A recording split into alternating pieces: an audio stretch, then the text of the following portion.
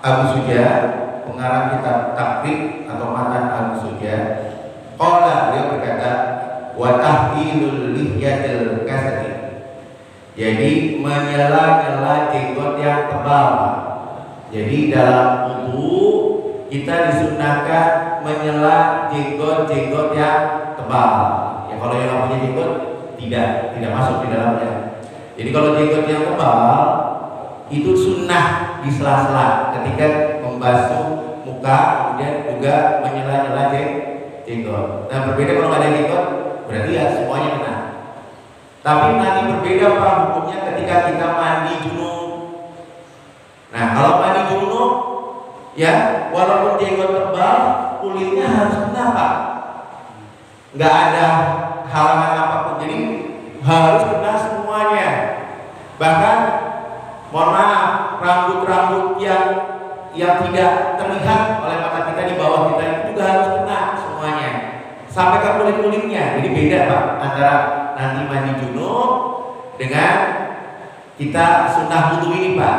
Sunnah wudunya bagi orang yang jenggotnya tebal itu cukup di sela-sela, jadi tidak sampai kulitnya nggak masalah, tapi jenggotnya tebal. Nah, bagaimana dikatakan jenggot itu tebal? Apabila kemarin kita katakan kalau teman di depan kita, sehingga teman di depan kita sudah mengatakan kulit darinya nggak kelihatan. Kalau misalnya kulitnya masih kelihatan, maka berarti jenggotnya tipis. Ya, ini bedanya Pak. Jadi kalau jenggotnya tebal cukup di sela-sela saja. Jadi watahilul lihyatil kasat. Kemudian watahilul aswabihi yadaini warijlaini. Nah ini Pak, disunahkan kita nanti ya dalam wudu itu ya untuk menyela jari-jari tangan kita. Jadi kita sebelum mulai islah jari Pak. Nah ini sela-sela tangan. Kemudian kedua tangan dan kedua kaki. Jadi kemarin kita mengatakan bahwa kaki itu tidak hanya dialirkan air Pak, tapi di sela-sela dengan tangan kita nantinya ya. Nah itu.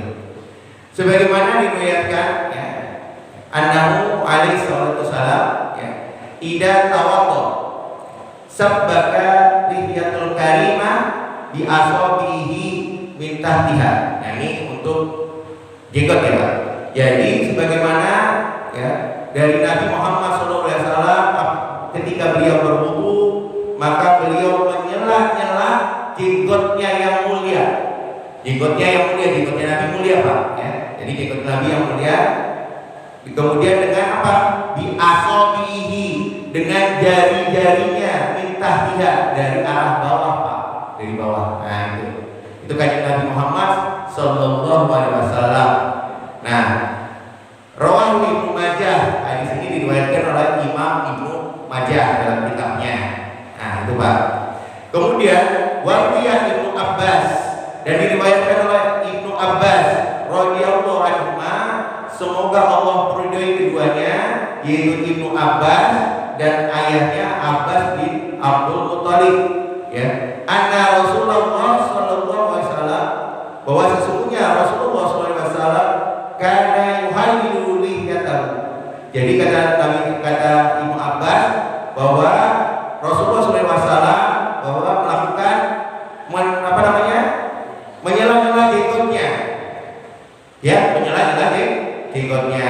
Qala Bukhari, berkata Imam Bukhari, wa hadza as-sahha ma fil bab. Jadi kata Imam Bukhari ya, ini hadis ini yang paling sah ya di dalam bab ini.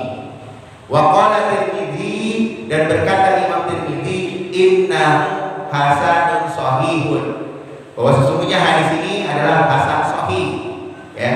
Jadi hasan sahih Pak, bisa kita amalkan ya, bisa kita amalkan tentang menyela-nyela jenggot sekali.